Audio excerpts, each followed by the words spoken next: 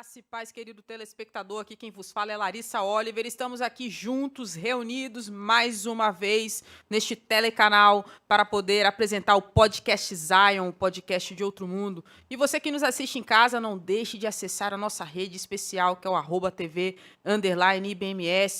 Tá chegando aí esse mês agora o Worship Voice. Eu já vou começar o programa falando desse concurso incrível que pode fazer de você aí a nova voz capixaba da adoração. Quem sabe você pode ser o grande vencedor. Temos mais de 15 mil reais aí em prêmios e você pode ser o grande vencedor que vai levar um single, mais um videoclipe aqui da TV IBMS. Para saber um pouquinho mais sobre, basta você acessar o @TV_IBMS. E hoje estamos com a ilustríssima presença do pastor Cândido. Dê um alô para a galera de casa, pastor.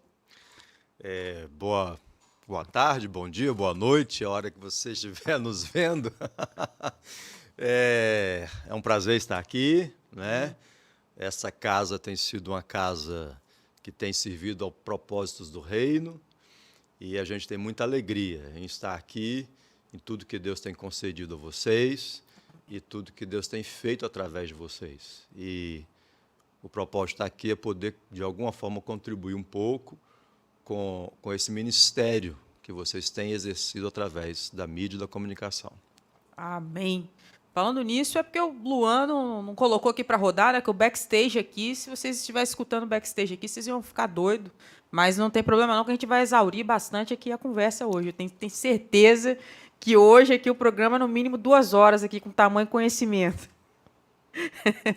Brincadeiras à parte, pastor, gostaria de saber um pouquinho da sua trajetória cristã, como que foi o processo de conversão, veio de família cristã, como que foi a recalculagem de rota aí para o ministério, como que foi isso tudo?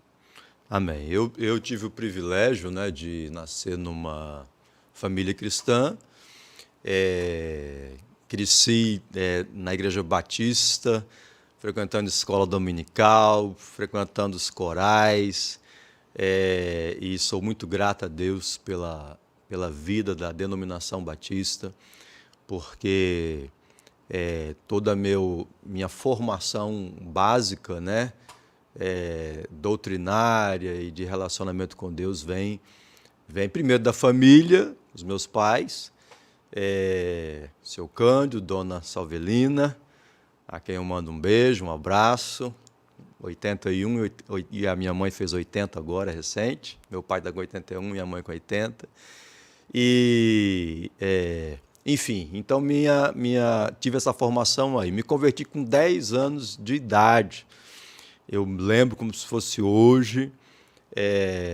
O pastor tinha o hábito de sempre fazer o apelo no culto da noite, que é inclusive um hábito que muitas vezes nós temos perdido, né? Uhum. Infelizmente, porque é a oportunidade que você dá à pessoa de se manifestar entregando a vida a Jesus. E eu, com 10 anos de idade, naquela noite, eu não lembro o conteúdo do sermão, mas eu lembro exatamente a hora do apelo, que algo muito diferente, algo muito forte entrou no meu coração. E simplesmente eu sabia que eu tinha que ir à frente. Eu tinha que entregar minha vida a Jesus, eu sabia o que eu estava fazendo, eu sabia, todo culto tinha um apelo, já estava com 10 anos de idade, eu tinha consciência daquilo, e era algo muito poderoso que me envolveu. E eu fui à frente, cantava Vem já, alma cansada, vem já, manso e suave. Era manso e suave, que estava o hino, né? Que estavam cantando. E eu fui à frente. E aquela noite eu dormi de uma forma que não dá para explicar, né? Eu lembro, assim, eu na cama, tinha algo assim diferente dentro de mim. Tinha algo que eu nunca tinha sentido. Tinha uma paz, tinha uma presença diferente. E, enfim, e aí então foi um momento de conversão, né? E aí vivi minha adolescência toda na igreja e tal, sempre gostei muito de música, então cantava em tudo quanto era coral, era muito envolvido na igreja. Mas aos 10 anos depois, aos 20 anos de idade, aí eu tive uma outra experiência que marcou muito. Aí eu não estava na igreja, eu estava no meu quarto, porque eu tinha passado minha adolescência e início de juventude muito ativo na igreja. Eu estava praticamente todo dia na igreja, né, porque tinha ensaio de coral, tinha evento de jovens. Era muito bom. A igreja, a primeira igreja batista de Vitória. A minha gratidão a todos que me acolheram e foram importantes na minha vida. Mas o que acontece? Quando eu vivi uma vida assim, muito, muito ativa, mas sem profundidade no relacionamento pessoal com Deus. Então eu era muito ativo na igreja, mas eu tinha pouco relacionamento pessoal com Deus. Então, não lia a Bíblia em casa, não orava, não fazia um devocional, aquilo que os meus professores de escola dominical falavam que tinha que fazer, mas eu não fazia. Com 20 anos de idade, eu tive uma experiência muito forte, muito marcante, porque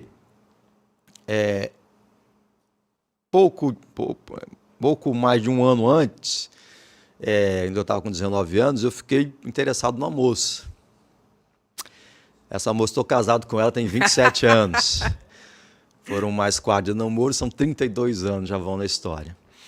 E eu fiquei interessado nela, só que ela tinha um detalhe, ela subia, eu posso falar um pouco, acho que de geografia aqui local, quem é daqui vai saber, do Espírito Santo. Tinha um morro chamado Morro do Forte São João, e um grupo de jovens subia fazendo evangelismo ali. E ela era uma dessas jovens que subia para fazer evangelismo. E eu vi o seguinte: para chegar nessa menina, eu vou ter que subir o morro. E então comecei a subir o morro, não por causa do evangelho, mas por causa do meu interesse nela. Só que o Espírito Santo tem formas de nos conduzir, né? Hoje eu olho para trás e vejo isso, que às vezes a gente não se apercebe. Na verdade, estava tudo num controle do Espírito, né? E ele me fez se interessar pela minha esposa, né, naquela época, e através do trabalho evangelístico que ela desenvolvia com outros jovens, eu comecei a me envolver. E ali começou a mudar a minha história. Por quê? Eu via naqueles jovens que também tinham crescido comigo ali, ela não, que ela tinha vindo de outra igreja, mas os outros todos tinham crescido comigo ali, eles tinham o que eu não tinha: intimidade com Deus. Quando chegava lá em cima para evangelizar, as pessoas tinham muita carência, era um ambiente de muita carência, não só material, era na época o local mais perigoso da Grande Vitória, né? Tinha um personagem, né, que virou um personagem, né, da história capixaba, que era um bandido chamado Edmilson Cândido do Rosário. Ele era de lá, tinha sido assassinado nas escadarias lá do Forte São João, que a gente subia, em 89 por aí. E essa época que eu comecei a subir era ali, início de 91. Então, ali era a região da criminalidade, era onde tinha tráfico de droga pesado na época, era uma região muito tensa. E então tinha carência de tudo, tinha carência material, tinha uma carência espiritual, tinha essa questão da violência. E quando a gente subia ali, a gente, de alguma forma, as pessoas olhavam para a gente como alguém que trazia uma esperança, uma coisa boa. Os jovens que subiam tinham o que passar para as pessoas. E eu descobri que eu não tinha. Uau. Toda a minha vivência na igreja, religiosidade, tudo aquilo não servia ali. Não adiantava de nada para eles. Eles precisavam de algo que só um relacionamento pessoal com Deus podia oferecer. Então, eu comecei a me desafiar. Eu falei, gente, se os meus colegas têm, eles cresceram na mesma igreja que eu, então o problema não é a igreja. O problema era eu. E aí eu comecei a buscar. Eu comecei a tentar ler a Bíblia, porque eu dormia, literalmente. Né? Eu fazia faculdade nessa época, então estava na UFS, entrei na UFS com 18 anos de idade, então, né, eu lia texto de sociologia, de filosofia, eu lia tudo numa boa. Mas a Bíblia, se eu abrisse para ler assim, fazer um devocional, 30 segundos eu estava Era o ronco na certa. dormindo. Isso. Mas de dormir mesmo assim, de cair em cima da Bíblia dormindo. Então, na verdade, não era algo espiritual, né? Tentando impedir que eu tivesse aquele tempo com Deus, rompesse aquela barreira. Mas eu estava desafiado, porque eu via nos jovens, eu falei, não tem jeito, eu tenho que fazer. E aí já tinha engatado um namoro com ela, e também não dava mais para desistir de descer, que ela não ia parar de descer, ou ela não ia parar de subir o morro, desculpa. Então não dava mais para parar de subir.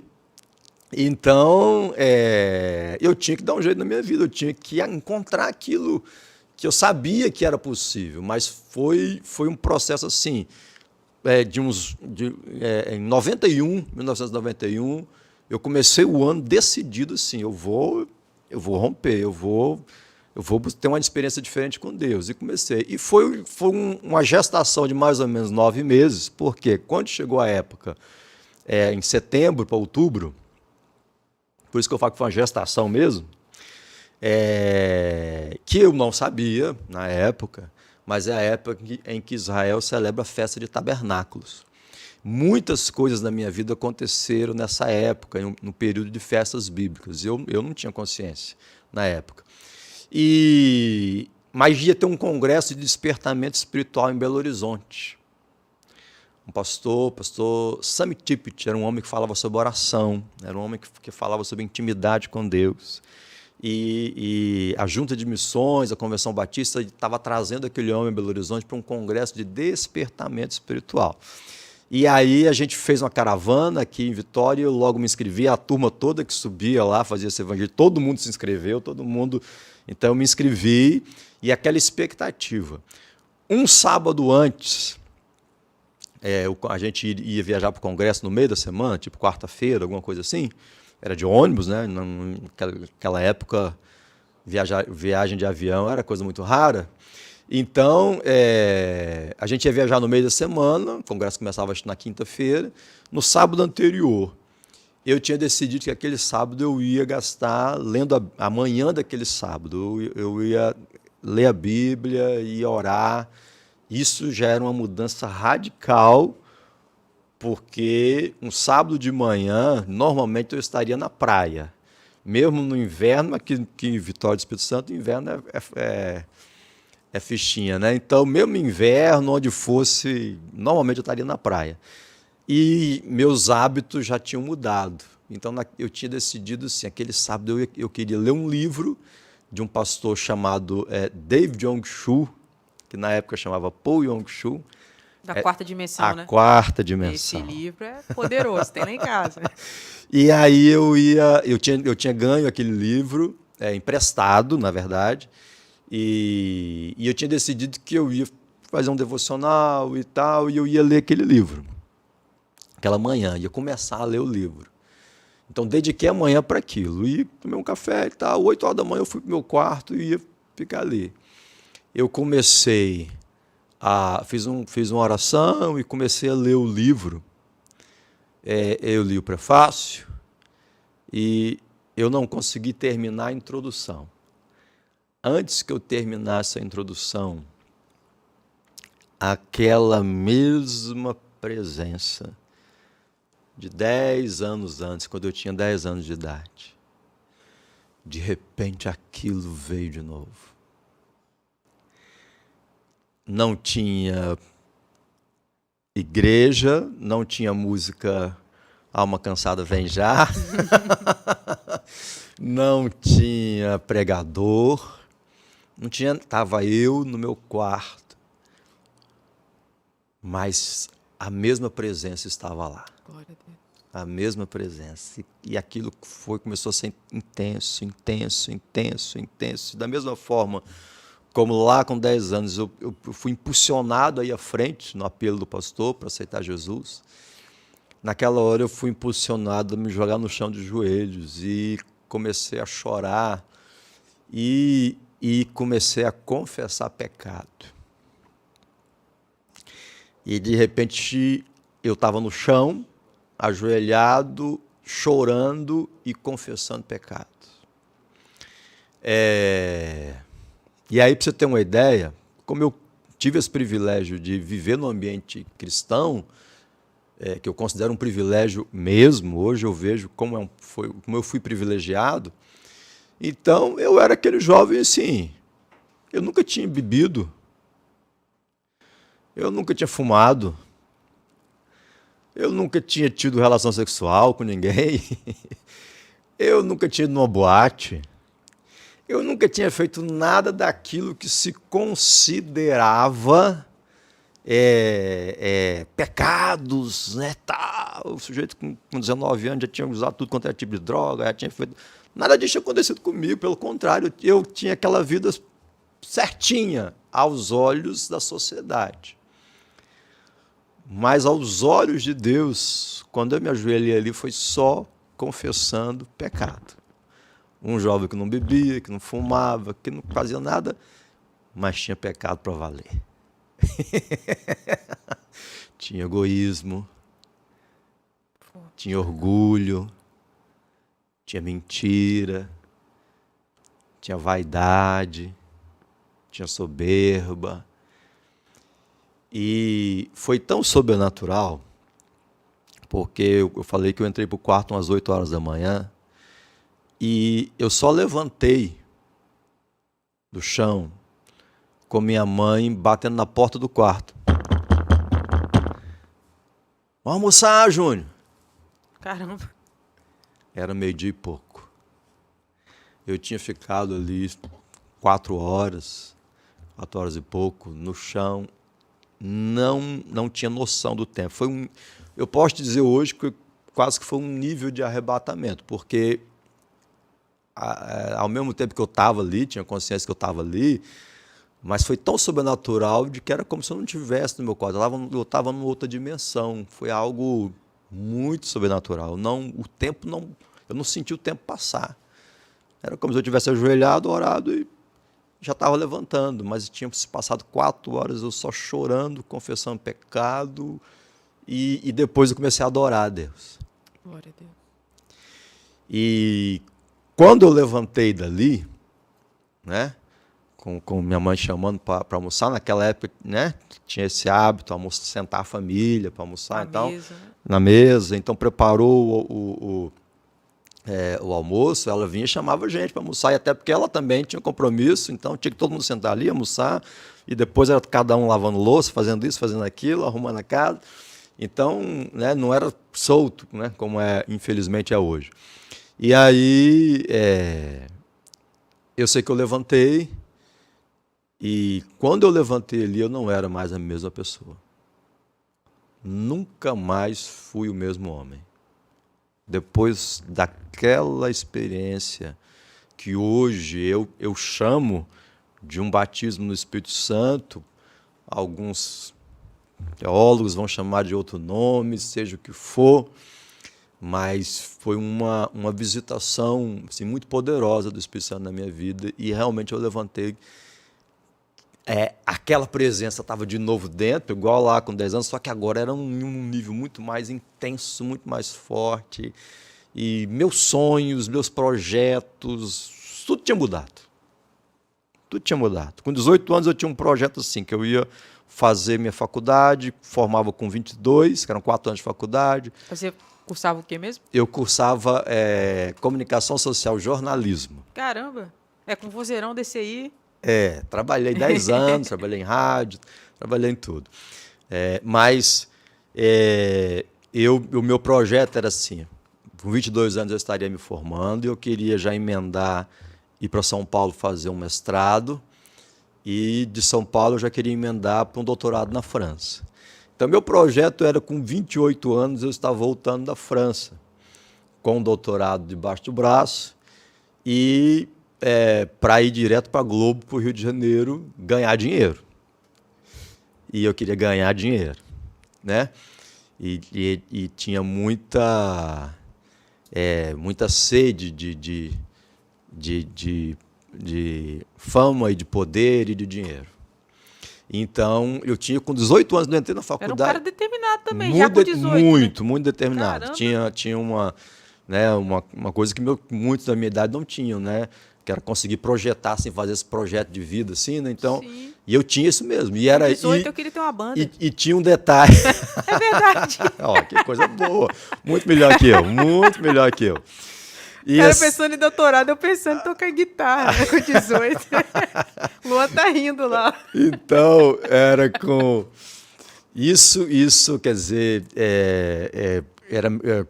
era 1909, eu entrei na faculdade em 90, né? Então, em 1990, então, pouca gente tinha mestrado, doutorado, essas coisas, era muito pouco. Algo remoto mesmo, né? Era para poucos, era para seletos. Então, eu sabia que eu, voltando da França com doutorado, eu ia conseguir espaços, né? E meu projeto era esse, ir para a Globo e ser o novo William Bonner. Eu né? tô abismado com a determinação. Com 18 eu tava lá na gana de tocar guitarra, né? Eu tanto fui mal projetado que eu tô tocando guitarra até hoje. Olha né? aí que coisa Tá, boa. Dá glória a Deus. Vou ficar rindo. É brincadeira. Dá glória a Deus. Então, e detalhe, era arriscado da minhas listas de... Você tinha listinha mesmo? Não escrita, mas na mente. Na mente já tinha. Riscada a lista casamento, qualquer tipo de relacionamento amoroso sério. É mesmo? Porque isso ia me atrapalhar. Ia perder o foco ali naquele Isso ia momento. me atrapalhar. Para eu fazer isso, não podia pensar em casar, nem nada. Então, eu tinha isso na cabeça. Não quero saber mulher, vai ser só os namoricos para satisfazer a necessidade hormonal e nada de relacionamento sério. Sim. Isso era o que era a minha cabeça de um jovem crente dentro da igreja, líder de jovens dentro da igreja, com 18 anos. Por isso que eu estou falando que eu tinha, quando eu comecei a subir lá o Poço São João, que eu já ia completar já os 20 anos, eu cheguei lá e eu não tinha o que oferecer para aquele povo. Como é que um jovem desse tem para oferecer o que para eles? E aí foi quando eu tinha que começar a mudar. Foi quando eu comecei o processo e aí até chegar a ter essa experiência, né, em setembro de 91. E, assim, estou tentando resumir tudo, tá? Não sei o seu tempo aqui. Tentando resumir. A partir dali, quando eu levantei naquele dia, naquela manhã de sábado, que já era início da tarde, meio-dia e pouco, quando eu levantei, tudo isso tinha mudado. Instantaneamente. Tinha mudado. Acabou. Eu só tinha uma coisa na minha cabeça: Jesus, Deus, céu e pregar o Evangelho. Glória a Deus. Foi um negócio muito, muito sobrenatural aquela manhã. Então, realmente, isso mudou mesmo, né? Já tinha começado a mudar porque um dos projetos, que era não ter envolvimento amoroso, eu já estava tendo. Então, Deus já tinha me fisgado ali, porque quando eu comecei a namorar com ela, eu sabia que eu ia casar com ela. Mas eu ainda tinha na cabeça de enrolar ela uns 10 anos, né? Então, eu só ia casar lá 10 anos depois, ia dar um migué, né? Uhum. Porque eu ia para São Paulo e tal, e não podia levar ela junto.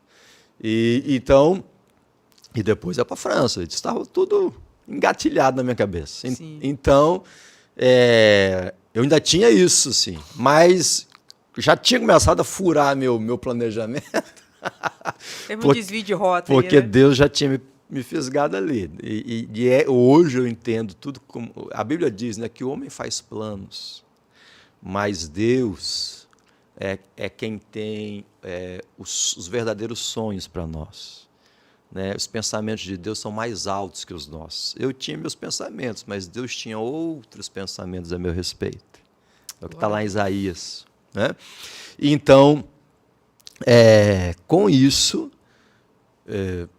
na semana seguinte era o congresso em Belo Horizonte, aí foi um selo, porque era um congresso de despertamento espiritual, foi maravilhoso, estávamos todos lá, aquela turma toda que evangelizava ali, a gente junto, e Deus selou tudo na minha vida. E quando eu voltei daquele congresso, era tão forte o negócio que eu queria largar o curso de jornalismo, queria largar a faculdade e queria ir para a China pregar o evangelho.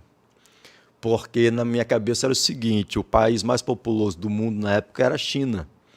Então, para eu adiantar a volta de Jesus, eu tinha que ir para lá, porque se eu ganhasse a China para Jesus, Jesus voltava logo. Eu achei que fosse por causa do livro, aquele Torturados por Amor a Cristo, do Não, Richard. era o meu cálculo de que Você está contribuindo para eu estou contribuindo para Jesus voltar logo. acelerar o relógio. Então aí. eu tinha que ganhar a China para Jesus. Então eu queria ir para a China, pregar o evangelho, e queria largar o curso e tal. Eu chegava na UFES, o que eu estou fazendo aqui?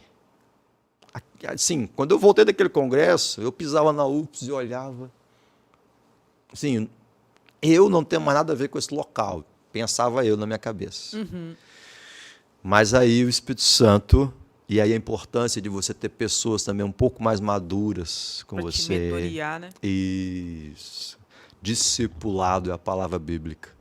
Naquela época a gente não sabia, mas esses jovens que subiam lá, a grande maioria eram mais velhos que eu. Um pouco mais velho, coisa de 3, 4 anos. Mas isso, nessa fase da vida, faz muita diferença. Um jovem de 20, um jovem de 25, às vezes faz muita diferença. Uhum. Né? Então, e esses jovens mais maduros chegaram para mim e falaram, vem cá, que história é essa? Você quer largar a faculdade?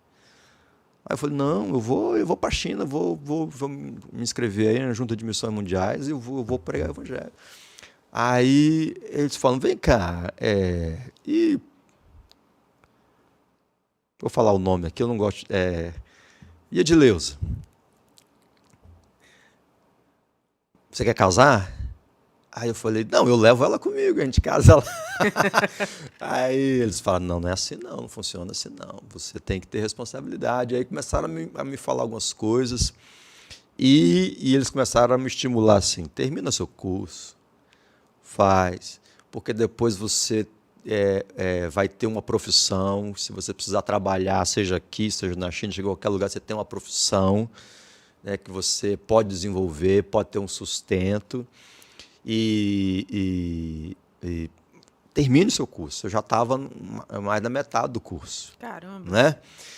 Então, aí eu fiz uma oração a Deus. Eu falei assim, Deus, se for para eu concluir esse curso, se não for para eu ficar de tempo integral no ministério agora, se for para eu terminar esse curso, devolve o amor ao curso. E aí eu fiz essa oração, era na época de Páscoa, mais ou menos, e assim, menos de um mês depois, né? Então quase em Pentecostes, eu tinha ido lá na rádio universitária para buscar estágio, e tinham dito que não tinha vaga, estava tudo cheio, não tem vaga. Né?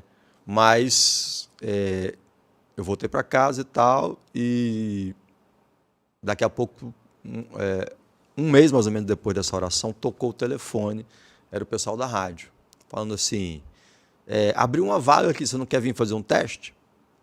Aí eu falei, claro. Aí fui, fiz o teste, passei, comecei a trabalhar, uma semana de rádio, eu já estava apaixonado pelo rádio. A resposta aí da oração. Aí, e eu lembrei.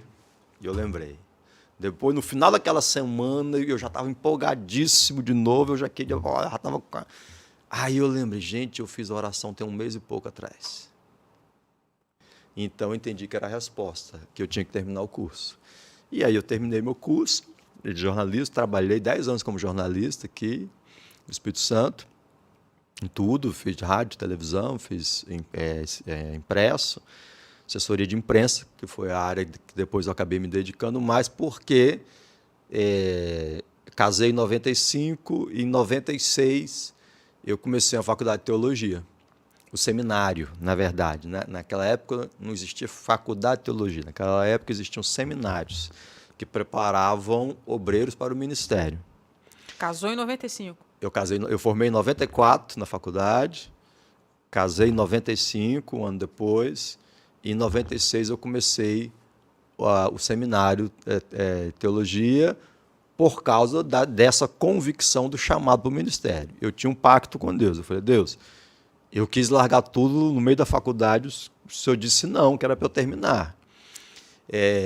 A hora que o Senhor quiser, o Senhor fala comigo que eu largo tudo. Esteja eu fazendo o que for. Esse era meu pacto com Deus. Mas eu sabia que aí eu tinha muita convicção do chamado, então eu tinha que me preparar para esse chamado. Então, vamos fazer o seminário. E fui fazer o seminário, que foi maravilhoso também. Foi um seminário interdenominacional que eu fiz na época.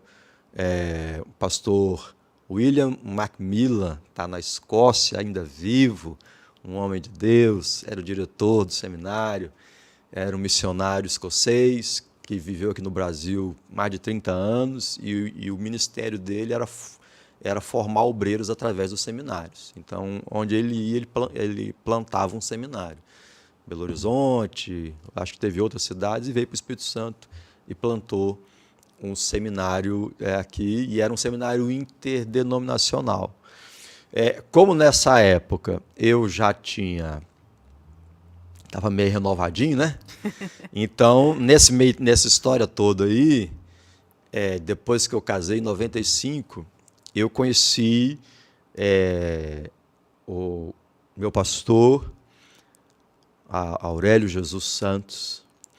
Logo depois casei, um mês e pouco depois, no final de 95, novembro de 95, conheci meu pastor Aurélio e pastora Suzana, que depois, mais à frente, né, foram ungidos apóstolos, apóstolo Aurélio, apóstola Suzana, e o meu abraço para minha apóstola Suzana, e minha gratidão por tudo que vocês têm representado e sido na minha vida.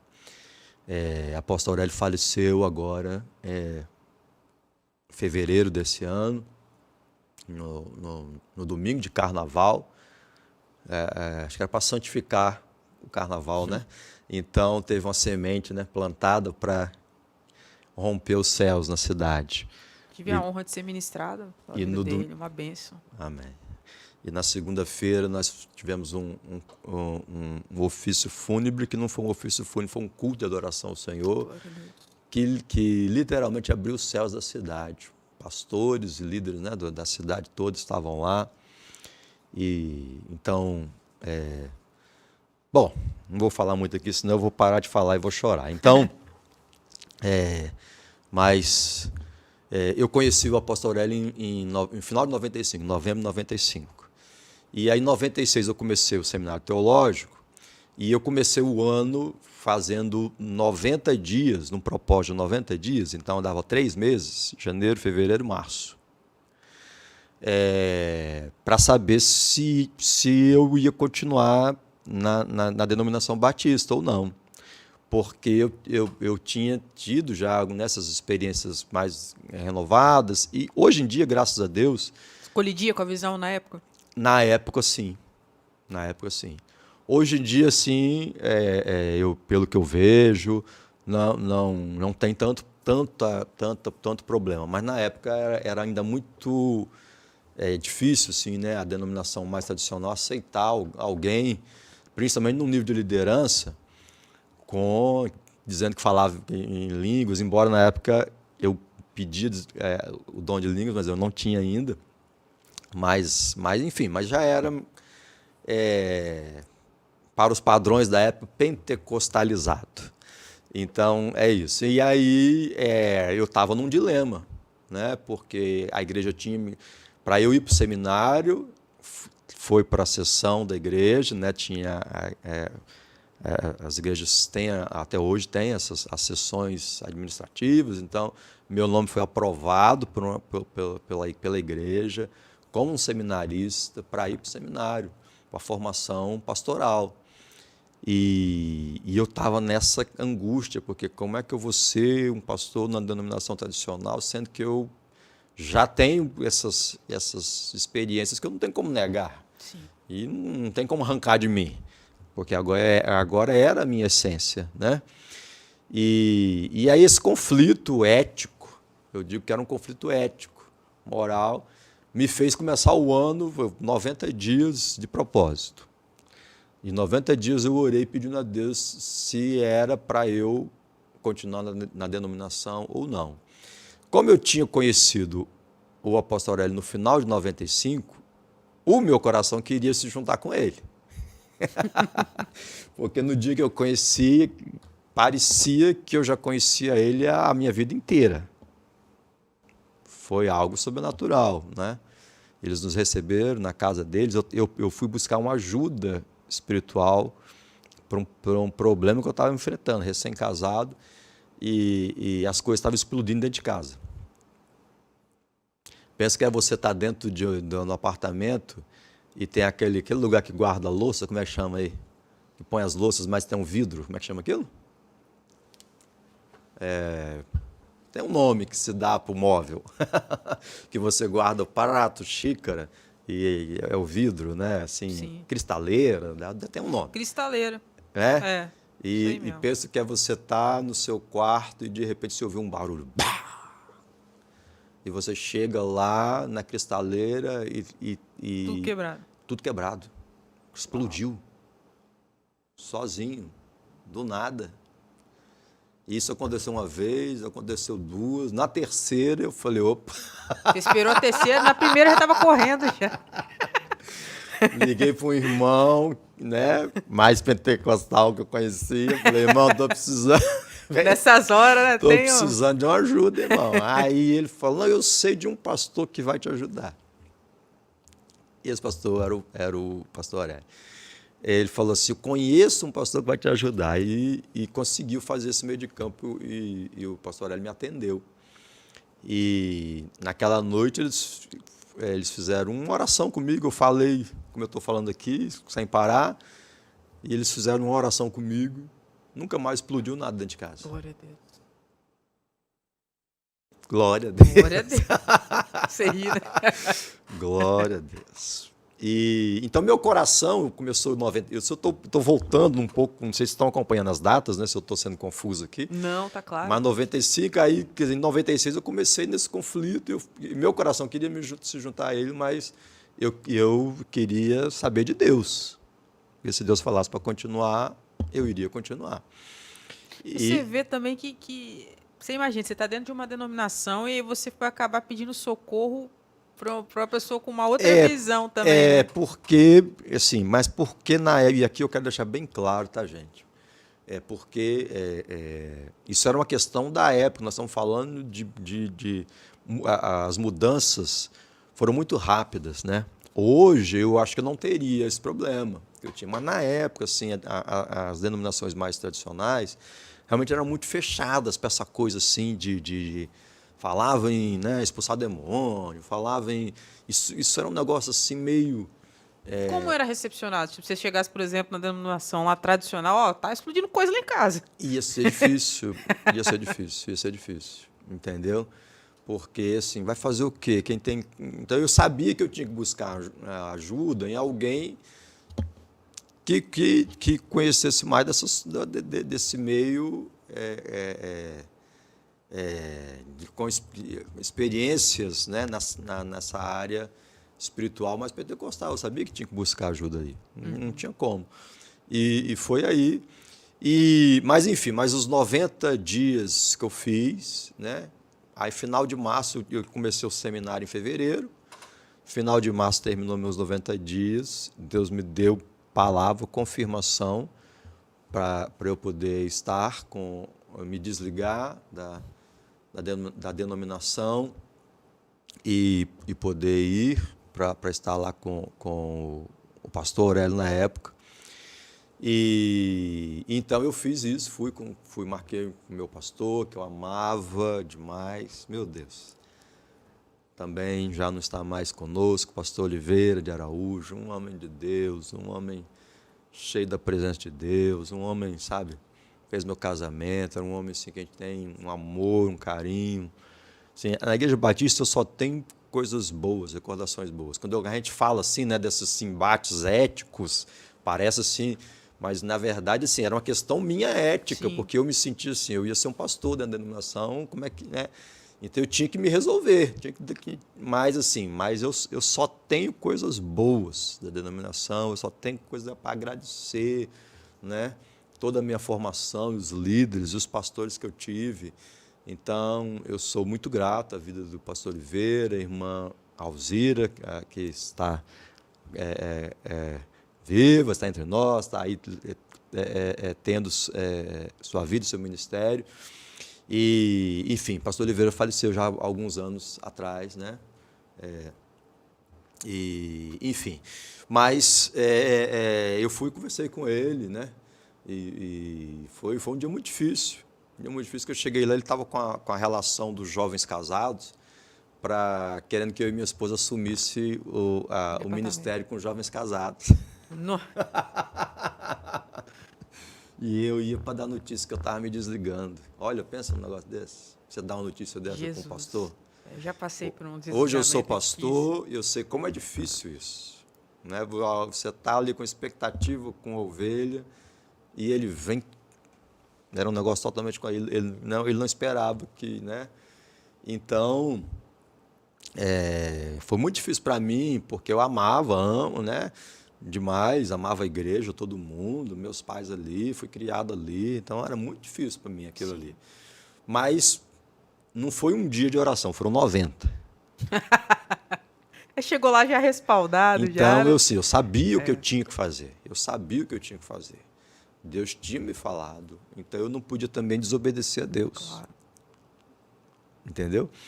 E aí, sim, com muito temor, eu fui lá, conversamos e ele nos liberou, e aí eu fui, na época, o pastor era pastor na igreja metodista, que também era uma denominação tradicional, mas a igreja metodista aqui, em Vila Velha, pastoreada por ele, tinha esse caráter mais pentecostal e tal. E aí eu me juntei a ele. 4 anos depois, ele teve problema com a denominação. E aí ele teve que sair. Foi quando nós começamos a Igreja Missionária Manancial, na qual eu tenho o privilégio de estar até hoje, servindo a Deus. Né? Tive o privilégio de estar ali no início, 21 de dezembro de 1999, primeira reunião, numa mesa, na casa de um irmão em Coqueiral do Taparica. E ao redor daquela mesa, nós fizemos a primeira reunião e começou o Ministério Manancial, a Igreja Missionária Manancial. E tenho estado lá esses anos todos e sou muito grato aos irmãos, à liderança, a todos os discípulos que me aturam, que me aguentam. E, enfim, então... É a minha igreja, é a minha casa, né, onde tenho estado desde dezembro de 99 até hoje. Né? Enfim, então essa é a jornada. Eu estou falando demais, você vai... Não, eu quero ouvir mesmo. E aí começamos o trabalho, né, junto com o apóstolo Aurélio, né? E ali ajudando ele, né, no que precisava. Eu ainda trabalhava como jornalista e tudo, e tentando ajudar no que precisava. Mas, assim, o início da Manancial também foi algo muito sobrenatural, porque, assim, em um ano, né, a igreja já era uma igreja... A gente saiu daquela reunião da mesa de dezembro de 99, dezembro de 2000, a gente já era uma igreja aí com quase 1.000 pessoas. Então, assim, era gente... Uma ascensão rápida, né? Gente chegando, gente, e assim... E muito trabalho, mas um trabalho bom de fazer, e que a gente tinha prazer de fazer, muita alegria na igreja, e muito mover de Deus, né? Muita ação do Espírito Santo, muita coisa sobrenatural. E até que chegou aí em 2002, né? Eu lembro, eu tinha alguns momentos que eu dava atendimento lá no gabinete, e um dia que eu estava lá, tinha acabado de dar um atendimento, ele me viu, me chamou, e falou assim, Cândido, olha, vou te falar um negócio aqui, eu vou precisar de você aqui de tempo integral. Nu. Porque a igreja estava crescendo muito, era muita gente, tinha muito serviço para fazer, tinha muita coisa para fazer. Então, ele falou, vou precisar de você de tempo integral. Você acha que é possível? E eu não titubeei, né? Falei, não, pastor, se eu me dá um mês, para eu me liberar do meu trabalho, e eu, daqui a um mês eu estou aqui. E eu, na hora, lembrei da oração que eu fiz, né, que quando eu queria largar tudo, né, Deus falou para não largar naquela época, e aí eu fiz esse propósito com Deus, de que a hora que Ele quisesse, eu largaria tudo o que eu estivesse fazendo, né? Eu tinha esse compromisso com Deus, que Deus me falasse. Então eu entendi ali, quando Ele me chama e fala isso, eu entendi, né? Chegou a hora, né? Eu vivi o melhor momento assim, profissional, ganhava bem, né? Como assessor de imprensa, estava assim, num período muito bom profissionalmente falando, né? E era novo, né? Não tinha feito o mestrado e o doutorado que eu queria, mas Deus tinha aberto portas na área de assessoria de imprensa, então eu, com 20 e poucos anos, eu ganhava coisa de jornalista veterano. Né? Caramba! Né? Assim, tinha uma boa renda. Né? Mas eu nem titubeei, nem pensei. Cheguei no dia seguinte, conversei que eu precisava, que a igreja estava precisando de mim, de tempo integral, e que eu precisava cumprir meu aviso prévio. E eu cumpri 30 dias, entreguei. E ele tomou um susto o dia que ele me viu lá de manhã cedo. Ele falou, o que você está fazendo aqui? Eu falei, eu já cumpri os 30 dias, pastor, estou aqui. Aí ele olhou assim para mim, falou, vem aqui, me chamou para a sala. Vem cá, como é que era seu salário lá? Não tinha conversado nada disso. Só tomou a decisão, só foi, né? Foi. Como é que era seu salário lá, como é que era, e aí foi aí que nós fomos ver o que é que a igreja podia me ajudar, me dar de ajuda, né? Mas antes, assim, ele só tinha falado que precisava de mim, e eu tinha falado que eu ia me liberar há 30 dias, mas ele tomou um susto, ele me viu lá de manhã, e aí, que você está aqui? E eu falei, já passou 30 dias, estou aqui.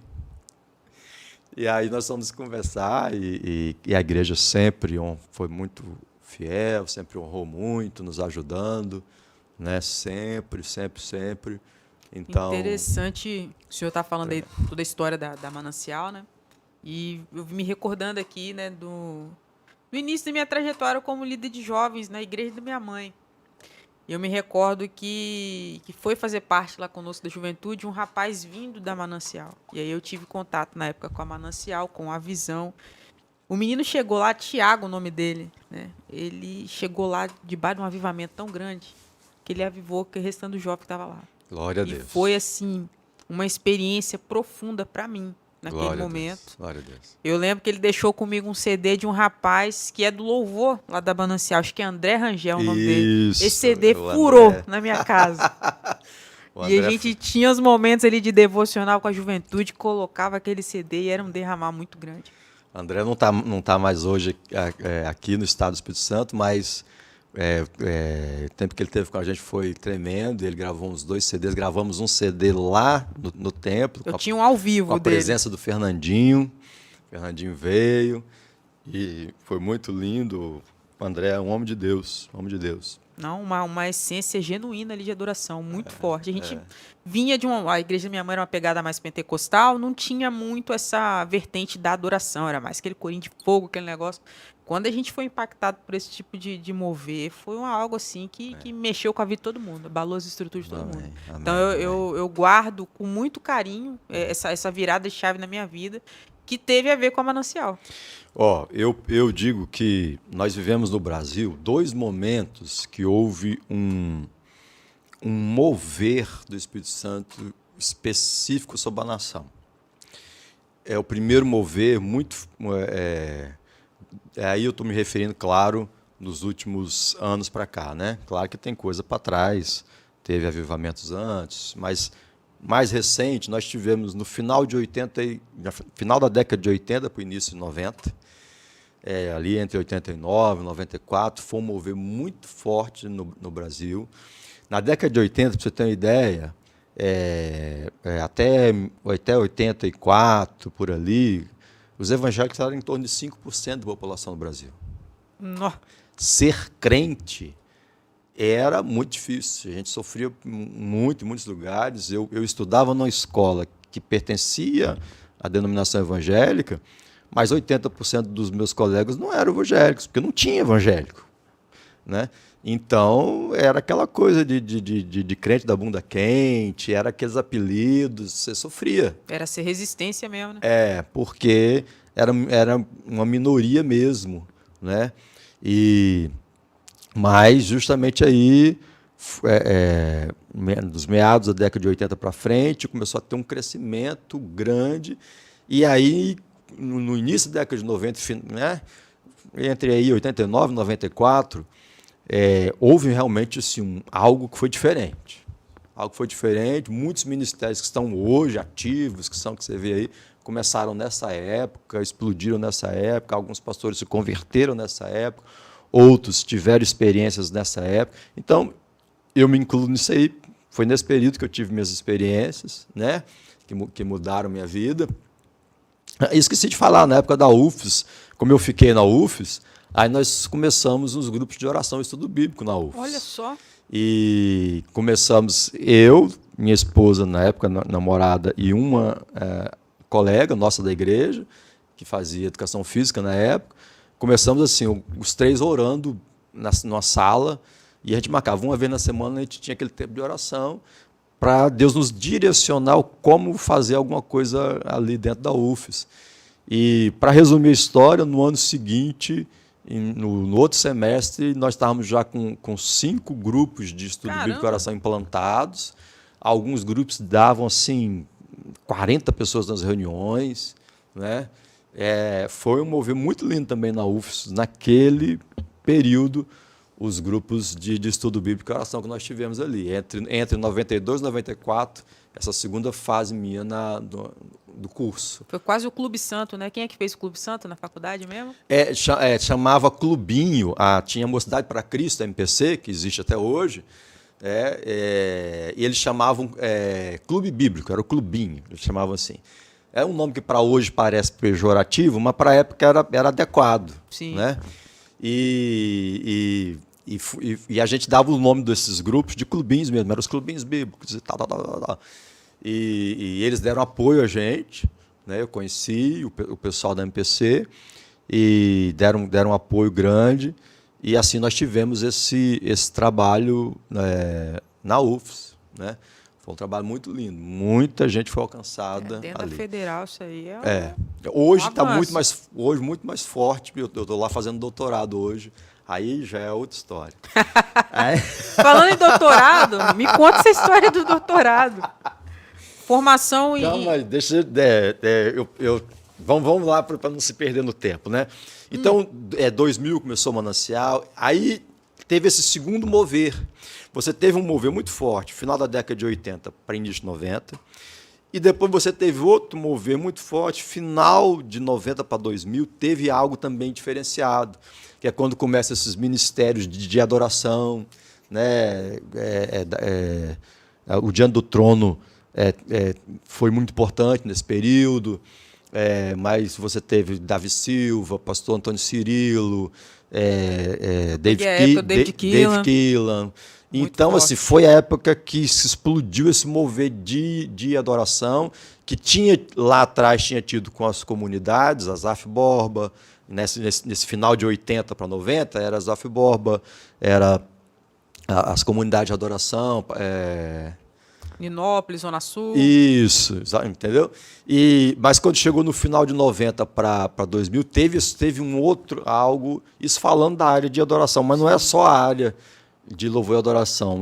Eu falo que foram momentos específicos, porque quem viveu sabe que foi algo diferenciado. Acho engraçado. Foi um período que teve um sopro, um mover diferente na nação. Não foi numa igreja, numa denominação. Foi algo remoto, né? Não foi algo, foi na nação, tanto início de 90 quanto início dos anos 2000. E eu tive minha experiência pessoal início de 90 e início de 2000 estávamos começando a Manancial. E a Manancial viveu isso. Então, isso que você falou aí, do mover... Que respingou lá na juventude. Porque era o que a gente vivia, Nossa, era o que a gente vivia. E foi algo assim, muito, muito lindo de Deus, porque a gente sabe que foi de Deus, não era a nossa capacidade, não era a nossa... Nada, era Deus fazendo, era milagre. Eu me pergunto por que não acontece de novo, porque foi um tempo de ouro, cara, foi brilhante. Mas está começando de novo. Eu creio. Está começando. Eu creio. Te afirmo, está começando. E o que nós vimos nos Estados Unidos, na universidade, aquilo foi um sinal. E já tem respingos de outros sinais. Uma palavra que Deus nos entregou em Tabernáculos do ano passado, de que a profecia de Ezequiel estava começando a se cumprir.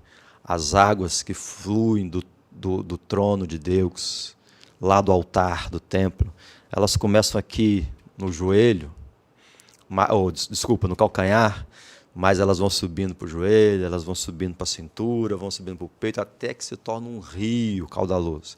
Essa palavra não foi só para mim, para vários profetas. E de que estava começando um tempo diferenciado, uma estação diferente, para um avivamento, porque os dias que antecedem a volta de Jesus são marcados por duas coisas. Uma grande apostasia e um grande domínio das trevas. Nós estamos vendo isso claramente. Né? Por quê? Porque tem um anticristo que vai reinar. A Bíblia diz que vai reinar. Então tem uma preparação para esse reinado. Mas junto com isso, paralelo a isso, a gente não pode esquecer que tem uma igreja para ser arrebatada. E aí é que muita gente não entende, assim, quando fala assim, de avivamento antes da volta de Jesus, o pessoal não entende. Não, mas a Bíblia fala as catástrofes e tal. Só que a gente tem que entender isso. Tem todo o reino das trevas ganhando realmente força, como é nítido, qualquer um que vive a sociedade está percebendo isso, mas a gente não pode esquecer que tem uma igreja para ser arrebatada. E essa igreja tem que estar com as vestes limpas. Então tem que ter um despertamento espiritual, um avivamento espiritual, chame como chamar.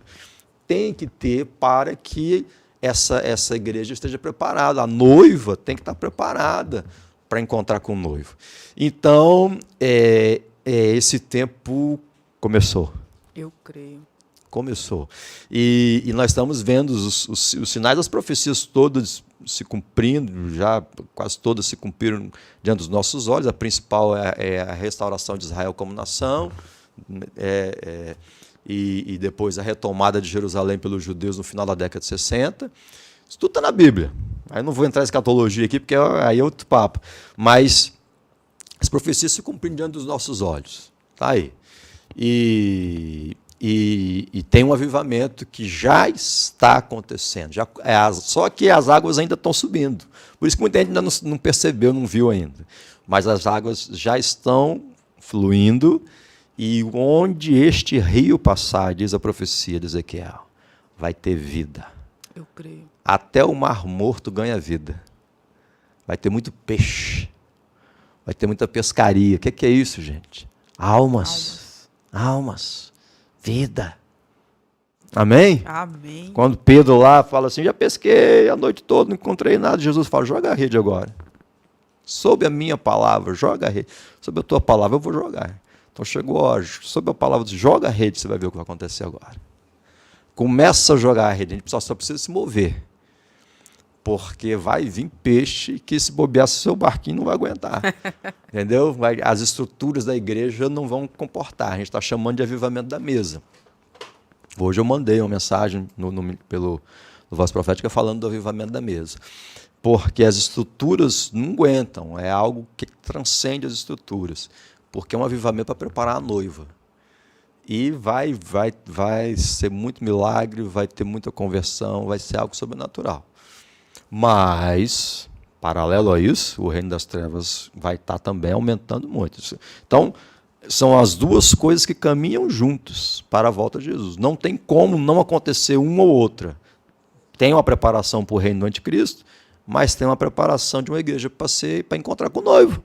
Então tem que ter aumento da reino das trevas, apostasia e tudo mais que está descrito na Bíblia, sim, mas tem que ter essa preparação para a noiva que também está descrito na Bíblia. Então não tem jeito, as duas coisas caminham juntas e nós estamos vivendo esse tempo. Eu lembro com muito saudosismo dessa época. Eu sou meio saudosista, assim, caramba, aquela época, na minha juventude, eu tive a oportunidade de ser ministrada assim, assado, fulano, beltrano, né?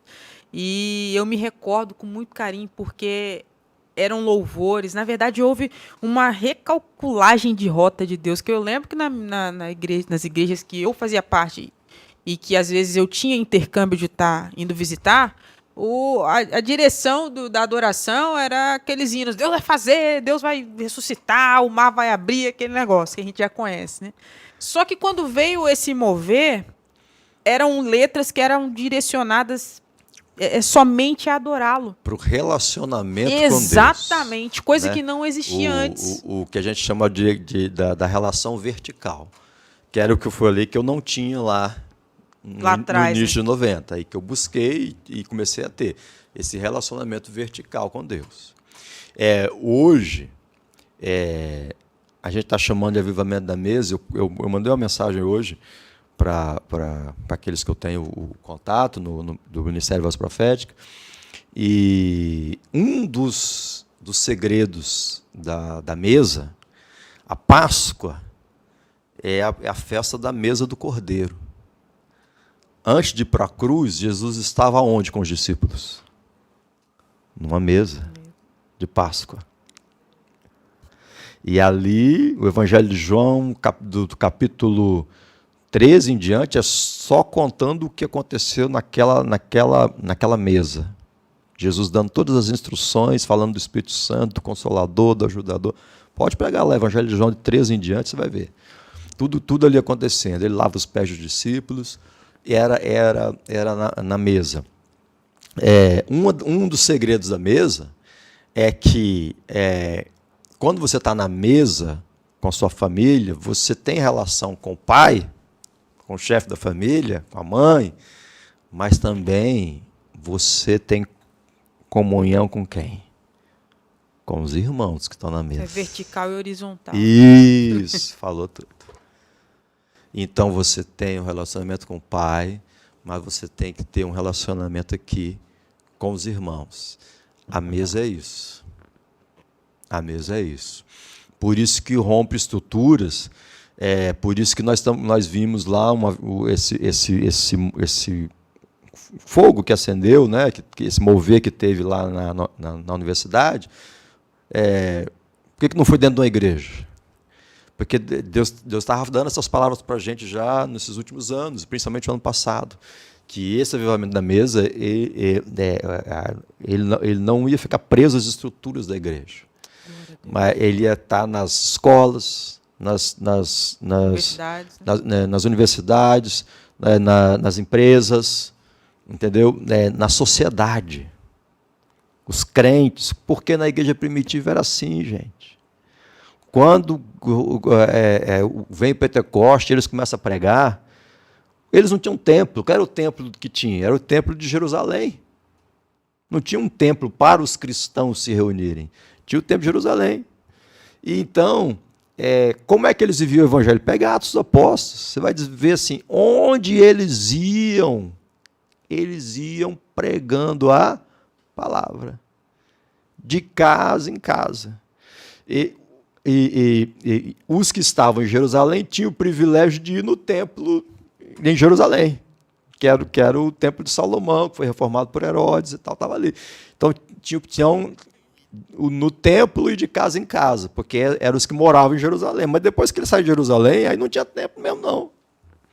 Aí tinha a sinagoga, que muitos frequentavam, e tinha de casa em casa, que passou, geralmente eles faziam reunião no domingo, que no sábado muitos iam para as sinagogas, e no domingo começaram a reunir nas casas e para partir o pão, para fazer a ceia. Né? E é daí que começa a surgir também essa tradição das nossas reuniões Dominicais, né? no domingo. Entendeu? Então a ceia também não era algo mensal. Não, Semanalmente eles. era, na verdade, pelo que a Bíblia mostra, era praticamente diário. Sempre que eles se reuniam, eles faziam ceia. Caramba. Sempre que eles se... E como não tinha templo, o que é que eu quero dizer com isso? Não tinha a estrutura religiosa que nós temos. Ok? Minha monografia no seminário de conclusão do curso de teologia foi sobre isso. Eu fiz a monografia falando sobre por uma igreja de dons e ministérios, que não é uma igreja templocêntrica e não é uma igreja de uma classe sacerdotal elitizada, mas é o corpo de Cristo. Então, onde você vai, você vive o evangelho. Então, pega Atos dos Apóstolos e vai ver isso. Onde eles iam, levavam o evangelho. E o evangelho era vivido, e eles de casa em casa, e quando não podia ser na casa, era escondido nas catacumbas, nas cavernas, onde podia, eles se reuniam e iam adorar a Deus. E era, então, por isso a gente chama desse avivamento da mesa, porque a casa, né, tem esse simbolismo da mesa, né? E tinha essa coisa do partir o pão. Toda vez que eles se reuniam, eles faziam ceia, a Santa Ceia. O apóstolo Paulo teve que dar uma exortada lá em Coríntios, né? Porque tinha alguns momentos que estava virando, né, aquele banquete, aquele negócio todo e tal. Ele deu uma exortada, porque aquele era um momento santo, sagrado, não era simplesmente comida, né?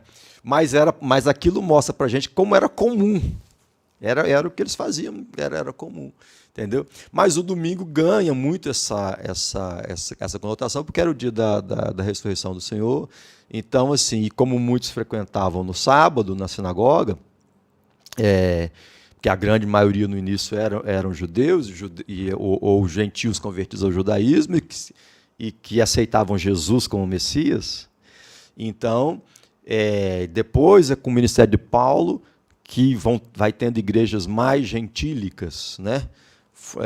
Que eram de maioria gentílicas, né? Mas, enfim, mas aí tinha essa coisa da ressurreição, então o domingo foi se tornando realmente, isso tem registros, né? Que dão esse indício assim, de que havia esse hábito, principalmente nos domingos, de se reunir. Mas, na verdade, não se restringia no domingo, não. Era todo dia. Eles podiam e se reuniam, entendeu? Mas, no sábado, muitos estavam na sinagoga de manhã e muitas vezes, então, o domingo, por ser o dia da ressurreição do Senhor, passou a ser um dia também assim que era muito especial eles se reunirem. Se não desse para reunir qualquer dia, mas no domingo eles queriam reunir.